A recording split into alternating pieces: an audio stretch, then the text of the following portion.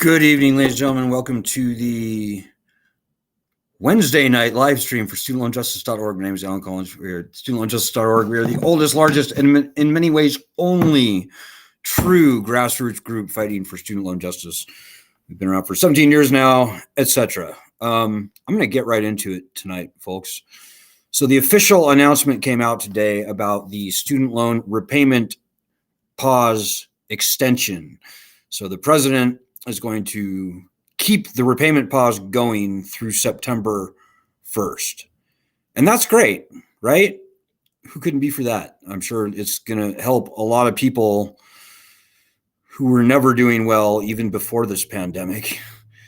Nearly two-thirds of all federal student loan borrowers were not making payments on their loans before the pandemic. So that's how failed this lending system is. So certainly, and many were paying and paying, but their loan balance was going up. So 80%, 4 out of 5 of all student loan borrowers were underwater on their loans even before COVID. So, but nonetheless, this repayment pause has been great for a lot of people. It's allowed them to breathe a little bit easier. And I'm sure a lot of you are very relieved that you aren't going to be faced with the challenge of repaying your loans. Although honestly, I don't think many people were going to resume paying anyways. But for those of you who this is a relief for, good for you. I'm very glad for you. Guys, this is a trick. We've been doing this for 17 years now. This is a trick.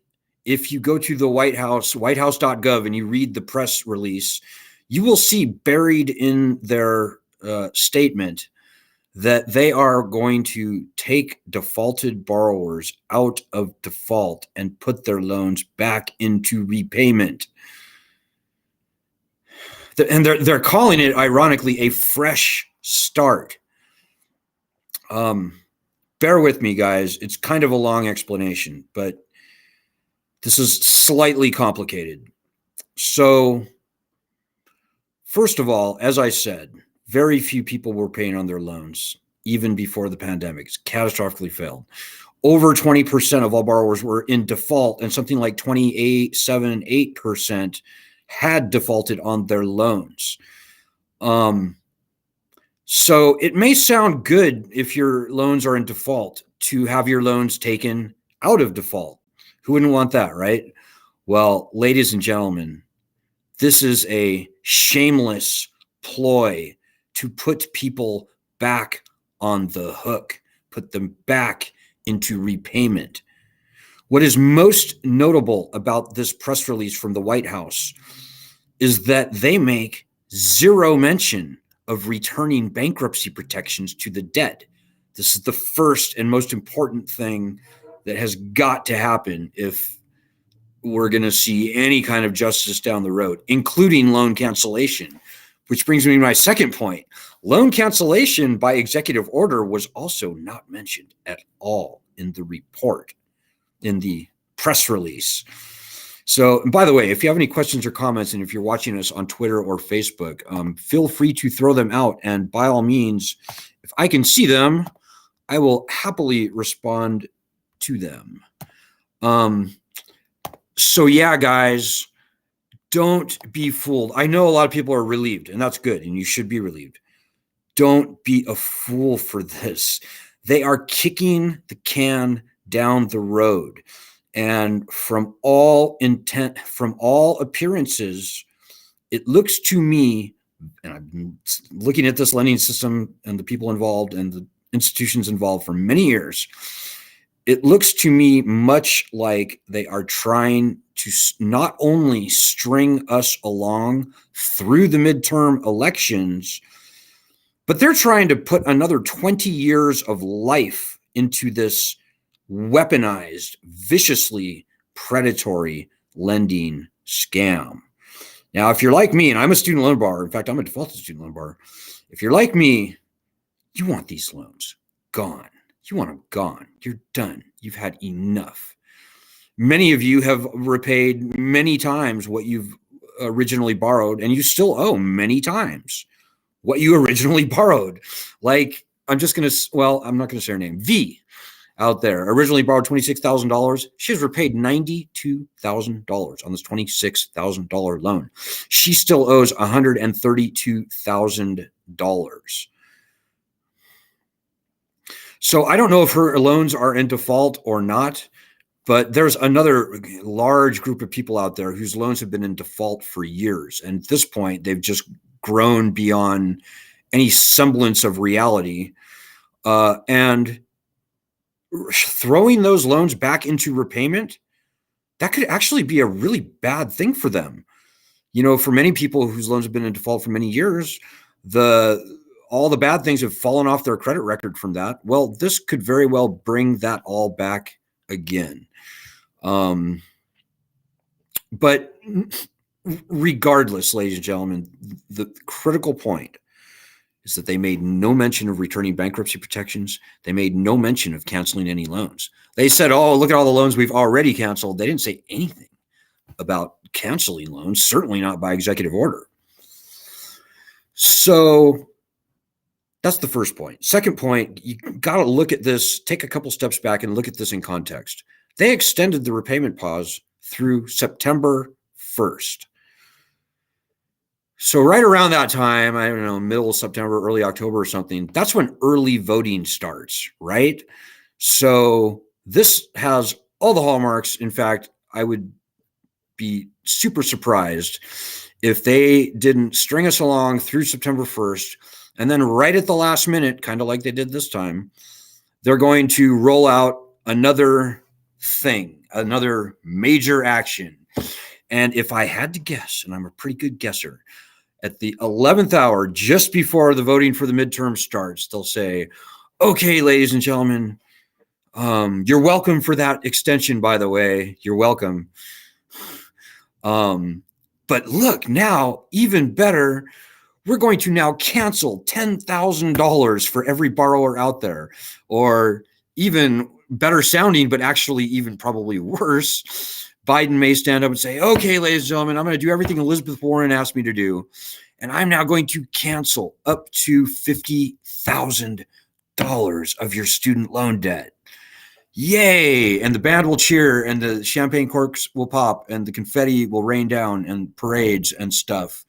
And at the end of the day, ladies and gentlemen, after the Department of Education and its lawyers and their contractors get done bureaucratizing that up to $50,000 plan, up to $50,000 will wind up meaning almost nothing for almost everyone. You get 13 grand, you earn too much, you get nothing. You get 8 grand, you get nothing because you didn't fill out your form correctly. There'll be all sorts of reasons why they will not cancel anywhere near $50,000 for most people. And they'll cancel nothing for many. That's the game that the Department of Education and its contractors have played with loan cancellation for the 17 years we've been doing this, and the 30 or so years since all the various alphabet soup of loan cancellation gimmicks have been foisted upon us. So this is not good. And oh, by the way, they will keep bankruptcy gone from the loans. They think they can somehow fool us into voting for them before the midterms on what I just said. But at the end of the day, very few people will get actual loan cancellation. And the lending system will be given a new lease on life, like at least in their view, in their in their stupid Washington, D.C. Beltway mindset. This will give the lending system another potentially 20 plus years to keep going. And that's exactly what we don't want, ladies and gentlemen. This lending system is dead. This lending system is toast. It's failed. At the minimum, bankruptcy's got to be returned to all federal student loans and even private student loans, but I'm only talking about federal loans right now. Bankruptcy's got to be returned. The leverage, the threat of bankruptcy has got to be returned to the people. Only then will we see meaningful student loan cancellation. It's the most important point that I'm going to say tonight. It's the most important point I think I've said all year or even the past many years.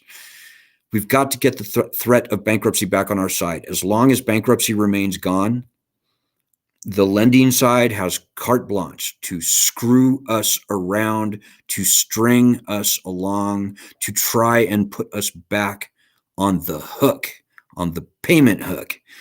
And, you know, we're a fiercely nonpartisan group, guys.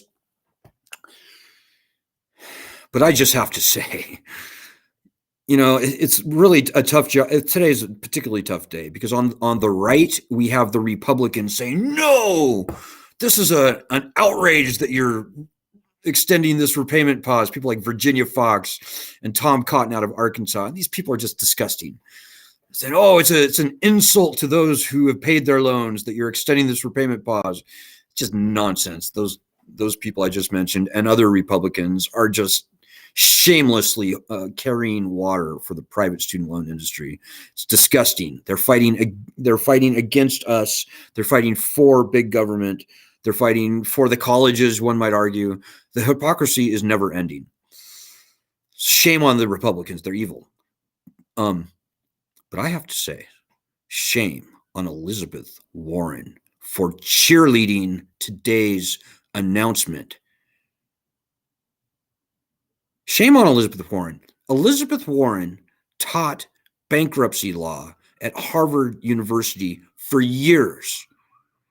You know, this group's very first splash in the spotlight was on a top story on 60 Minutes in May 2006, which interestingly also happened to be Elizabeth Warren's first big splash in the national spotlight. She was teaching bankruptcy at Harvard Law School at the time. And I have to say, she nailed that interview. She called it exactly how it was. So I just have to ask, and forward this to Elizabeth Warren if you want. I don't care. What happened, Senator Warren? What happened? Elizabeth Warren knows full well what sort of trick is being foisted upon us, or she should know. She may claim not to know. No, she knows. She knows. And she is cheerleading this throwing defaulted borrowers back into repayment as a fresh start. Now, here's the most cruel, vicious irony here. We have a bill right now, S-2598, which will return bankruptcy protections to student loans. This bill, almost hilariously, is called the Fresh Start Through Bankruptcy Act. Senator Dick Durbin is the sponsor of the bill. We actually have 2 Republican senators on that bill, which is a very, very good thing. Portends very well. The last time Elizabeth Warren was asked, she refused to say whether she supported that bill or not. She refused to say. What she did say was something like, I will not negotiate against myself, as if loan cancellation and bankruptcy were 2 competing, opposing concepts. That is absolute nonsense. Bankruptcy and loan cancellation are not competing concepts. They are simpatico. And in fact, the one depends upon the other. Without the threat, the leverage of bankruptcy back on our side, we're not going to see meaningful student loan cancellation. Elizabeth Warren should know that. She's a sophisticated, intelligent woman. I happen to know. I have followed her all over Iowa for a year and a half, and I followed her career from way back in the day when she was a lowly Harvard professor. You know, they say that politics is Hollywood for ugly people. And I'm not saying Elizabeth Warren's ugly, but what I am saying is that what we're seeing right now is very, very ugly. Very ugly. We're seeing both parties perpetuate this sort of false, sounds kind of true. It's like truthy narrative. This fight between the Republicans and Democrat between each other, like good red hat or black hat, white hat thing.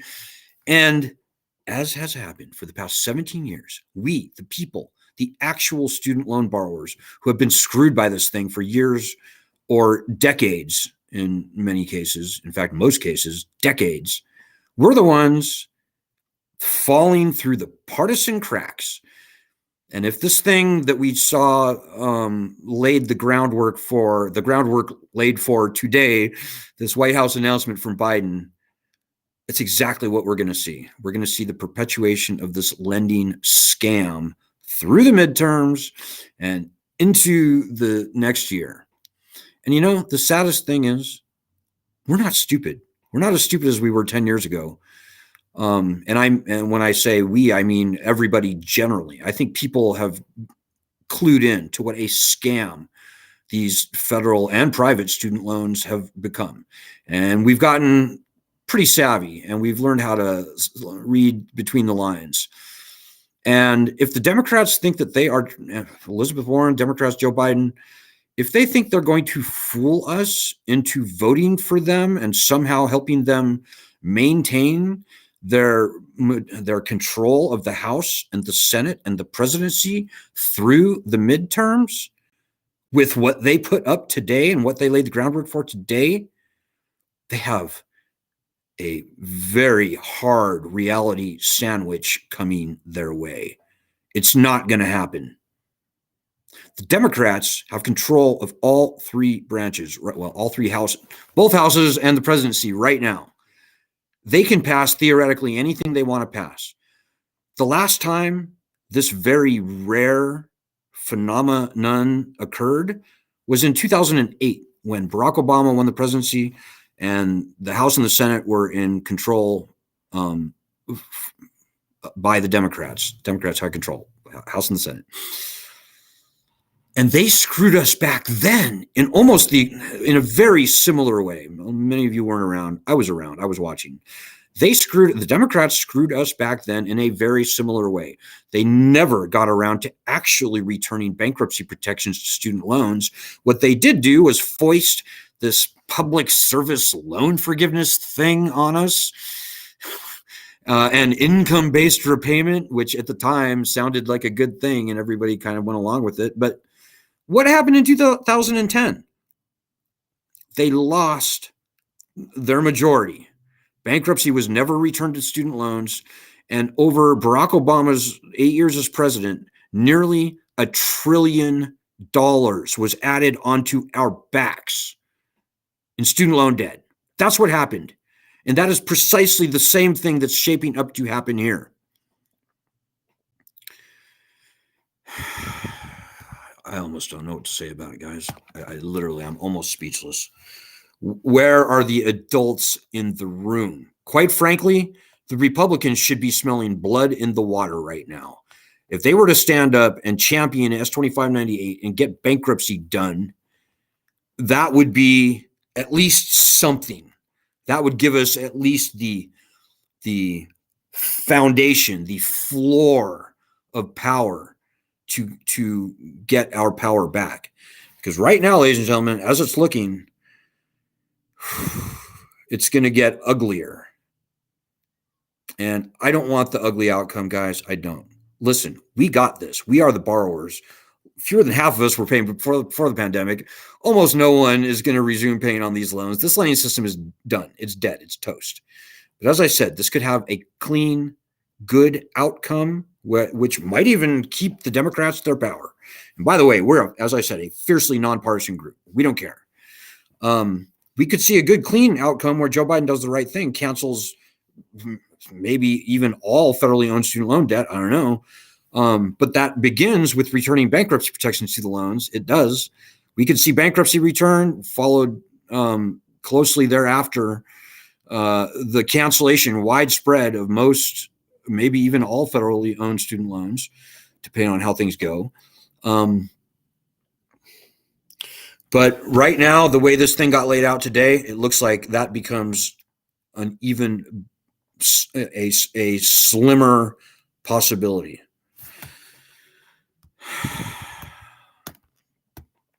By the way, S2598 should be at the top of your mind. Whether you would ever file for bankruptcy on your student loans does not matter. We've got to have the threat of bankruptcy back on our side. And at this point, I have to say to the other advocacy groups out there, shame on them for not pointing this out.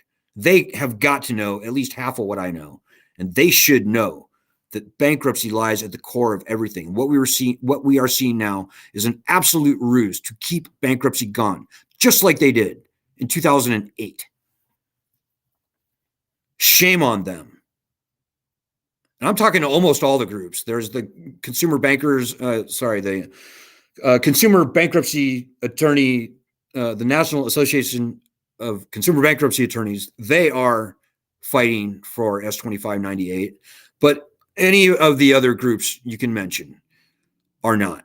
One of those groups I happen to know is out and out corrupted, probably by the lending industry. They're disgusting. One of the other groups I happen to know has done contracts with the collection industry in years past. And their silence on bankruptcy is becoming deafening. And, you know, guys, this is not about the people in Washington, D.C. This is not about Beltway groups. This isn't even about student loan justice. This is about you. This is about your life. This is about normal human being, thinking, breathing people who don't deserve to be conquered and enslaved by this debt. This is about you.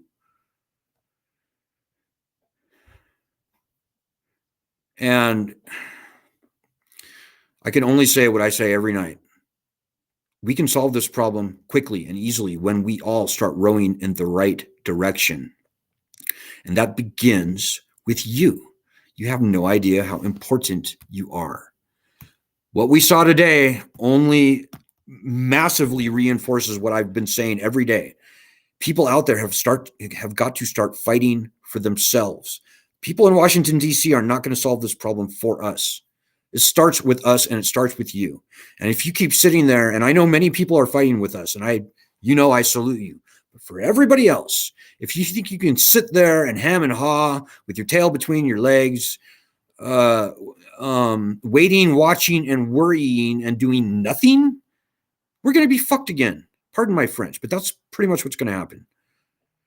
So if ever you were going to do anything to fight for yourself, you would at a minimum be doing our daily actions every fucking day from here until November. Pardon my French. Anyways, I'm seeing a ton of comments here. I'm going to try and get through at least a few of them. Victoria, hey, Victoria says, grassroots, exclamation point. Edward McKinley says, put this everywhere on Twitter or Facebook you can. Yes, we don't have a marketing department, guys. We're just normal people. We don't have employees. We don't have staff. We don't have anything like that. We only have you. Spreading the word about this group is the best thing that you can be doing. More than that, spreading the information that this group is spreading, which is the truth, which is the important truth, which is the significant truth that's germane to getting this problem actually solved, really solved, not fake solved, is what is important about this group. So spreading the word about what we do here is just so flipping important. Ed McKinley also says, I'm getting too old for this shit, right? Most student loan borrowers are over the age of 35. People over the age of 50 with student loans now outnumber people under the age of 25. I too am getting too old for this shit. Are you not? You know, I think at year 5 of this battle, I was getting too old for this shit. So particularly to the younger people out there, if you don't want to be in your 50s, completely fucked over on your student loans, you better be listening to what I'm saying. I can only hope and pray that you do at this point. Kelly Kessler says we cannot sit back and let them tether us to financial prison. You're so right, Kelly. You know, we're 45 million voters in the country. 40 million of us were distressed on our student loans before the pandemic. We vote. And if you count private student loan borrowers, it's 50. If you count co-signers on private student loans, we're talking 55, 60 million voters in the country. And right now, I don't think any of us are really super married to one party or the other. We are untethered, and we are a force to be reckoned with. And I can only hope that people will find this group. And by the way, so you know my own personal situation, I've got defaulted student loans. I want these loans gone. I wake up every day, I'm pissed off. I want my loans gone. I want them gone.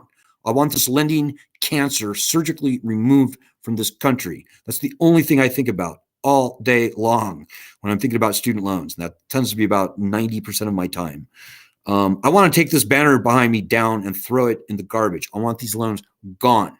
And if you want these loans gone, then maybe you'll start listening to me, and maybe the people out there on our group who've been doing nothing but watching and waiting and worrying for years will get off their fucking asses and start helping us. Pardon my French. I apologize for that. So here's Jody Vaughn. She says, I paid back what I borrowed plus more, and I still owe six figures. I'm in my 50s.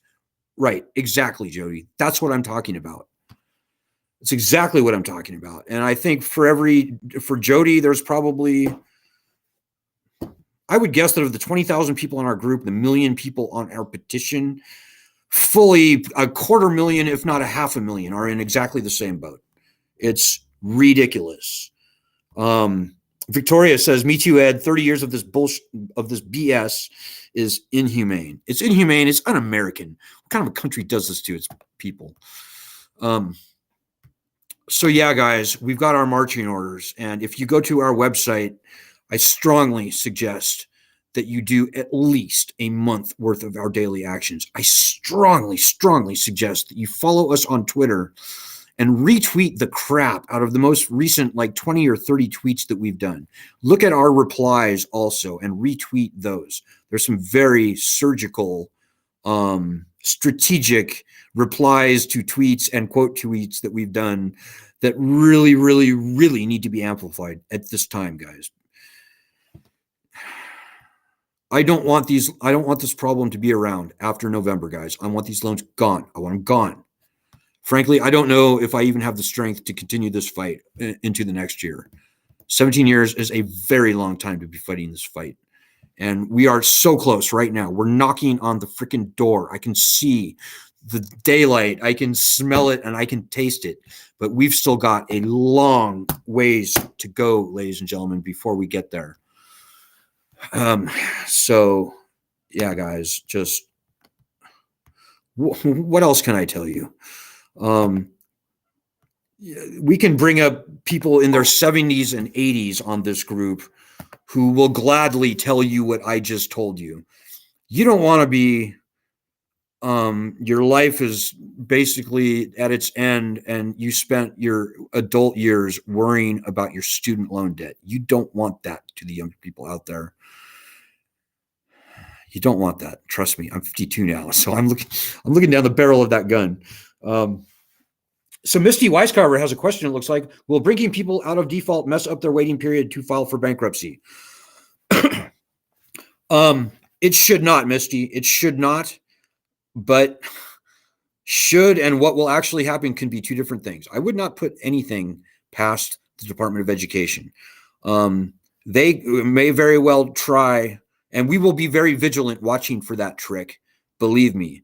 And believe me, if it turns out that that becomes a trick where, in other words, they pull defaulted loans out of bankruptcy somehow, hopefully not without your signature, but somehow rejigger those into a new loan instrument, and then say, oh no, this became a new loan as of September 1st, 2022. Therefore, you have to wait 10 years to file.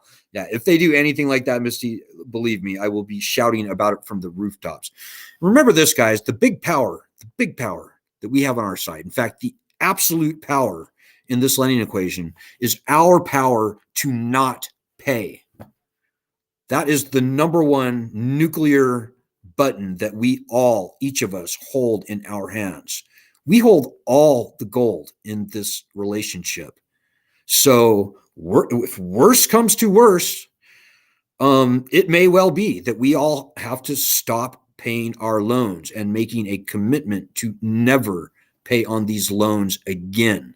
If the bad people in Washington, D.C. want to get ugly and they really want to go there, we have to be prepared for that. I'm just saying, if you want this problem solved, you got to maybe dig deep. And to everybody out there, I would just urge you, if there's any way that you can bulletproof yourself, you should be thinking about doing that right now. You should be thinking maybe about, if you're an employee of someone, becoming a 1099 contractor. So there's no way they can garnish your wages. You might be wanting to think about other ways to bulletproof your property, put it in somebody else's name in a trust, etc. We don't give advice. I'm just throwing it out there. You may be wanting to think about ways to bulletproof yourself in case this gets ugly. I hope it doesn't get ugly.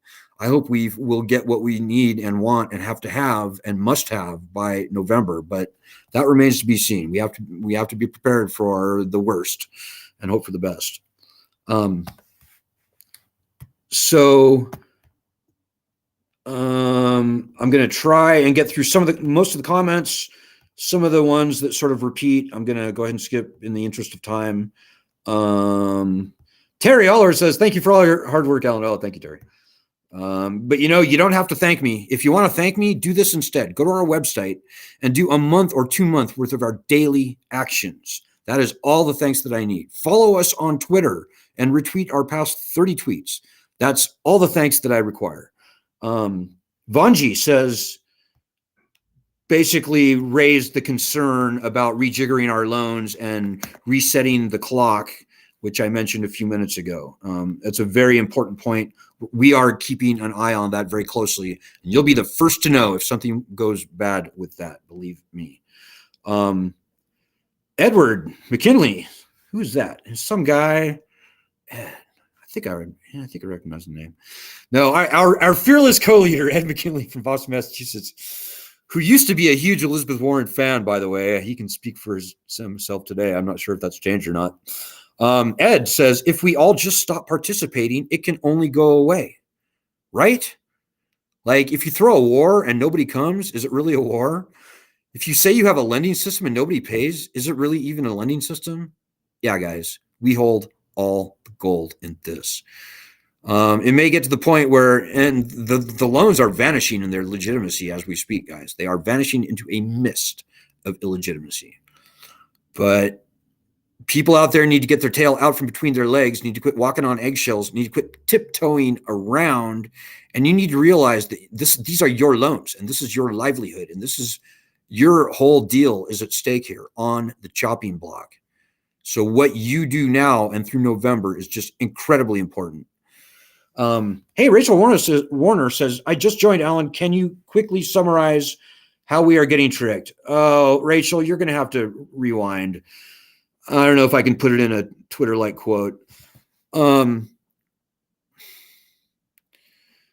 the quick version is that there was no mention of bankruptcy made in today's statement from the White House. There was no mention of canceling student loans. There was every mention of putting defaulted borrowers back into repayment. This is setting the table to pulling the same trick that was played on us back in 2008, which is foisting a fake bunch of nonsense on us that sounds good and maybe gets us to vote for them, while keeping bankruptcy gone.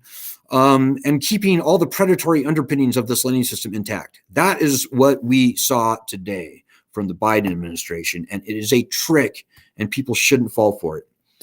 Hey, Doug and Deborah are here.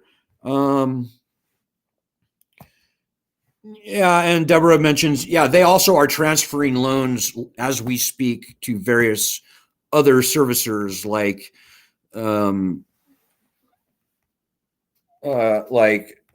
FIA,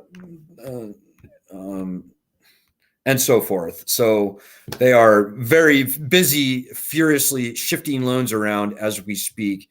It's a disaster, guys. It's a chaotic cluster F. Guys, I'm really sorry. We've got 1 million comments here, and I cannot see very many of them at all. Doug Grostefan says, I can't believe Warren has backstepped. Like I said, guys, it's a very hard day for us. We have the Republicans screaming one thing on one side. We have the Democrats saying, oh, look at this great thing on the other side. And the truth is being stomped down into the partisan divide. If you're a Democrat, if you're a Republican, you're very welcome in this group. But you got to be willing to put those hats off, take those hats off while you come in here. Because at this point, guys, it's a trick. It's a trick. Both parties are playing on us. And just don't be fooled. Be smarter than that. Hopefully the sincerity with which I am speaking right now will be sort of enough to convince you. I don't know. So I'm seeing other comments from many others saying how long they've been screwed on their loans, how much they've repaid, how much they still owe. Yeah, guys, we are the vast majority of student loan borrowers. I'm going to go ahead and leave it at that. I think I've said what I need to say. I've spoken for far too long tonight. Look for us on some news station, I believe in Buffalo, New York tonight, possibly tomorrow morning. Knock on wood, I'm hoping that we may get some very serious national coverage tomorrow. And I'll have some more to say about that. Spread the word, guys. This is your battle. This is your battle. This is not about student loan justice or nothing. This is about you as an individual. You got to stand up and fight for yourself. And when we're all doing that, and when we're all fighting the same fight together, that's when not only do we win, we crush. We could have this lending system gone in 2 to 3 months if everybody in this group actually helped, starting at a minimum with those daily actions. So take this to heart, guys. I'll be back on Friday. Ed will see you tomorrow. Fight. We need you. Good luck. God bless. Godspeed, everyone.